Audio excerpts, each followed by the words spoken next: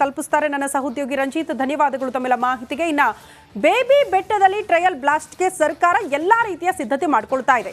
ಮತ್ತೊಂದು ಕಡೆ ಟ್ರಯಲ್ ಬ್ಲಾಸ್ಟ್ಗೆ ರೈತರು ತೀವ್ರ ವಿರೋಧವನ್ನು ಕೂಡ ವ್ಯಕ್ತಪಡಿಸಿದ್ದಾರೆ. ತೀವ್ರ ವಿರೋಧದ ನಡುವೆಯೂ ಕೂಡ ಪರೀಕ್ಷಾರ್ಥ ಸ್ಫೋಟಕ್ಕೆ ಪ್ಲಾನ್ ಸರ್ಕಾರದಿಂದ.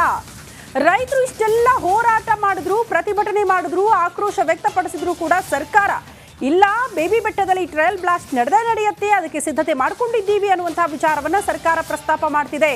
ಬಟ್ ರೈತರ ಈ ಹೋರಾಟ ಆಕ್ರೋಶದ ಮಧ್ಯದಲ್ಲಿ ಇದು ಸಕ್ಸಸ್ ಆಗುತ್ತಾ ಅನ್ನೋದು ಪ್ರಶ್ನೆ. ಕೆಆರ್ಎಸ್ ಡ್ಯಾಂನಿಂದ 5-6 ಕಿಲೋಮೀಟರ್ ದೂರದಲ್ಲಿರುವಂತಹ ಬೇಬಿ ಬೆಟ್ಟ ಗಣಿಗಾರಿಕೆಗೆ ಅವಕಾಶ ಕೊಟ್ಟರೆ ಜಲಾಶಯಕ್ಕೆ ಅಪಾಯ ಕಟ್ಟಿಟ್ಟ ಬುತ್ತಿ. ಆ ಕಾರಣಕ್ಕೆ ರೈತರು ಬೇಡ ಅಂತ ಮನವಿ ಮಾಡ್ತಿದ್ದಾರೆ, ಹೋರಾಟ ಮಾಡ್ತಿದ್ದಾರೆ, ಆಕ್ರೋಶ ವ್ಯಕ್ತವಾಗ್ತಾ ಇದೆ. ಹಾಗಾಗಿ ಪರೀಕ್ಷಾರ್ಥ ಸ್ಫೋಟವೇ ಬೇಡ ಅಂತ ರೈತರು ಹೋರಾಟ ಮಾಡ್ತಿದ್ದಾರೆ. ಬಟ್ ಇದೆಲ್ಲದರ ಮಧ್ಯೆ ಟ್ರಯಲ್ ಬ್ಲಾಸ್ಟ್ಗೆ ಸರ್ಕಾರ ಸಿದ್ಧತೆ ಮಾಡ್ಕೊಂಡ್ಬಿಟ್ಟಿದೆ. ಹಾಗಾಗಿ ರೈತರ ನಡೆ ಏನಾಗಿರುತ್ತೆ ಅನ್ನೋದು ಸದ್ಯ ಇರುವಂತಹ ಪ್ರಶ್ನೆ. ಬೇಬಿ ಬೆಟ್ಟದಲ್ಲಿ ಟ್ರಯಲ್ ಬ್ಲಾಸ್ಟ್ ಆಗುತ್ತೆ, ಅದಕ್ಕೆ ಬೇಕಾಗಿರುವ ಸಿದ್ಧತೆಗಳಾಗಿದೆ. ಸೊ ಯಾವ ರೀತಿ ಸಿದ್ಧತೆ ಆಗಿದೆ, ರೈತರ ಆಕ್ರೋಶಕ್ಕೆ ಕಾರಣ ಏನು, ನಮ್ಮ ಪ್ರತಿನಿಧಿ ಆನಂದ್ ಒಂದು ಪ್ರತ್ಯಕ್ಷ ವರದಿ ಕೊಟ್ಟಿದ್ದಾರೆ, ನೋಡ್ಕೊಂಡು ಬರೋಣ. ಮಂಡ್ಯದ ಬೇಬಿ ಬೆಟ್ಟದಲ್ಲಿ ರಾಜ್ಯ ಸರ್ಕಾರ ಟ್ರಯಲ್ ಬ್ಲಾಸ್ಟ್ಗೆ ಮುಂದಾಗಿದೆ. ಮತ್ತೊಂದೆಡೆ ರೈತರು ಯಾವುದೇ ಕಾರಣಕ್ಕೂ ಕೂಡ ಟ್ರಯಲ್ ಬ್ಲಾಸ್ಟ್ ಮಾಡಬಾರ್ದು ಅಂತ ಹೇಳಿ ಪ್ರತಿಭಟನೆಗೆ ಮುಂದಾಗಿದ್ದಾರೆ. ಇನ್ನು ಏನು ಟ್ರಯಲ್ ಬ್ಲಾಸ್ಟ್ಗೆ ರೈತರ ವಿರೋಧ ಏಕೆ, ಅವರ ಆತಂಕ ಏನು ಅನ್ನೋದನ್ನು ನಾನು ನಿಮಗೆ ದೃಶ್ಯ ಸಹಿತ ವಿವರಿಸುವಂಥ ಕೆಲಸವನ್ನು ಮಾಡ್ತೀನಿ. ಸದ್ಯ ನಾನು ಮಂಡ್ಯ ಜಿಲ್ಲೆ ಶ್ರೀರಂಗಪಟ್ಟಣ ತಾಲೂಕಿನ KRS ಜಲಾಶಯದ ಸಮೀಪ ಇದ್ದೀನಿ.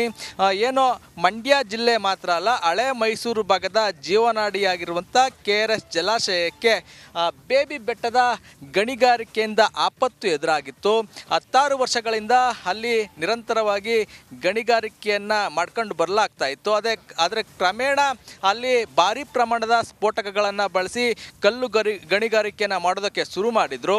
ಇದರಿಂದ ಏನು ಈ ಭಾಗದಲ್ಲಿ ಭಾರಿ ಶಬ್ದ ಕೇಳಬರುವಂಥದ್ದು, ಜೊತೆಗೆ ಕಂಪನದ ಅನುಭವ ಆಗ್ತಿತ್ತು.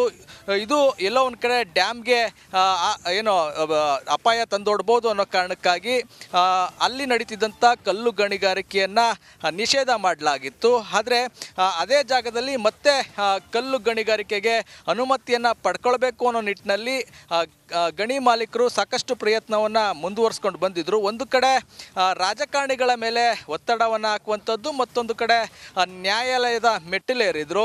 ರಾಜ್ಯ ಸರ್ಕಾರ ನ್ಯಾಯಾಲಯ ಆದೇಶ ನೀಡಿದೆ, ಅಲ್ಲಿ ಪರೀಕ್ಷಾರ್ಥ ಬ್ಲಾಸ್ಟ್ ಮಾಡಬೇಕು ಅಂತ ಹೇಳಿ ಈಗ ಟ್ರಯಲ್ ಬ್ಲಾಸ್ಟ್ಗೆ ಮುಂದಾಗಿದೆ.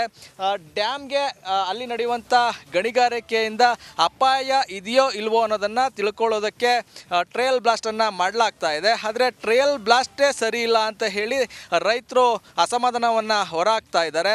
ಅಲ್ಲಿ ವಾಸ್ತವವಾಗಿ ಏನು ಗಣಿ ಮಾಲೀಕರು ಭಾರಿ ಪ್ರಮಾಣದ ಸ್ಫೋಟಕವನ್ನು ಬಳಸಿ ಕಲ್ಲನ್ನು ಸ್ಫೋಟ ಮಾಡ್ತಾರೆ, ಅದರಿಂದ ಕಂಪನ ಆಗ್ತದೆ, ಜೊತೆಗೆ ಐತಿಹಾಸಿಕ KRS ಡ್ಯಾಮ್ಗೆ ಅಪಾಯ ಆಗ್ತದೆ. ಆದರೆ ಏನು ಪರೀಕ್ಷಾರ್ಥವಾಗಿ ನಡೆಸುವಂಥ ಸ್ಫೋಟ ಏನಿದೆ ಅದರಲ್ಲಿ ಅಲ್ಪ ಪ್ರಮಾಣದ ಸ್ಫೋಟಕವನ್ನು ಬಳಸ್ತಾರೆ, ಅದು ಏನು ಡ್ಯಾಮ್ಗೆ ಅಪಾಯ ಇಲ್ಲ ಅನ್ನೋ ವರದಿ ಬರುವಂಥ ಸಾಧ್ಯತೆ ಇದೆ. ಹಾಗಾಗಿ ಟ್ರಯಲ್ ಬ್ಲಾಸ್ಟನ್ನು ಮಾಡಲೇಬಾರ್ದು ಅಂತೇಳಿ ಪಟ್ಟನ್ನು ಹಿಡಿದಿದ್ದಾರೆ. ಆದರೆ ಏನೋ ಈ ಬಾರಿ ಶತಾಯಗತಾಯ ಟ್ರಯಲ್ ಬ್ಲಾಸ್ಟ್ ಮಾಡಲೇಬೇಕು ಅನ್ನೋ ನಿರ್ಧಾರಕ್ಕೆ ಬಂದಿರುವಂಥ ರಾಜ್ಯ ಸರ್ಕಾರ ಬೇಬಿ ಬೆಟ್ಟದಲ್ಲಿ ಪೊಲೀಸ್ ಭದ್ರತೆಯನ್ನು ನಿಯೋಜನೆ ಮಾಡಿ ಈ ಬಾರಿ ಟ್ರಯಲ್ ಬ್ಲಾಸ್ಟ್ಗೆ ಮುಂದಾಗಿರುವಂಥದ್ದು. ಇನ್ನು ದೃಶ್ಯದಲ್ಲಿ ನೋಡ್ಬೋದು, ಏನೋ KRS ಡ್ಯಾಮ್ನಿಂದ 5-6 ಕಿಲೋಮೀಟ್ರದಲ್ಲಿ ಬೇಬಿ ಬೆಟ್ಟ ಕಾಣಿಸ್ತಾ ಇದೆ, ಏನು ಗುಡ್ಡ ಕಾಣಿಸ್ತಾ ಇದೆ, ಅದೇ ಬೇಬಿ ಬೆಟ್ಟ.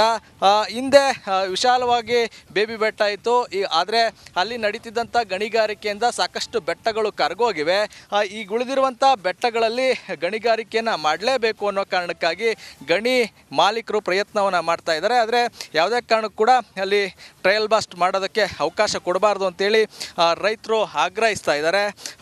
ಅಂತಿಮವಾಗಿ ಟ್ರಯಲ್ ಬ್ಲಾಸ್ಟ್ ಮಾಡಿ ಮುಗಿಸ್ತಾರಾ ಅಥವಾ ರೈತರ ಹೋರಾಟಕ್ಕೆ ಮಣಿದು ಈ ಬಾರಿಯೂ ಕೂಡ ಟ್ರಯಲ್ ಬ್ಲಾಸ್ಟ್ನಿಂದ ಹಿಂದೆ ಸರಿತಾರ ಅನ್ನೋದನ್ನ ಕಾದು ನೋಡಬೇಕಾಗಿದೆ. ಕ್ಯಾಮ್ರಾಮನ್ ವಿನೋದ್ ಜೊತೆ ಆನಂದ್, ರಿಪಬ್ಲಿಕ್ ಕನ್ನಡ, ಮಂಡ್ಯ.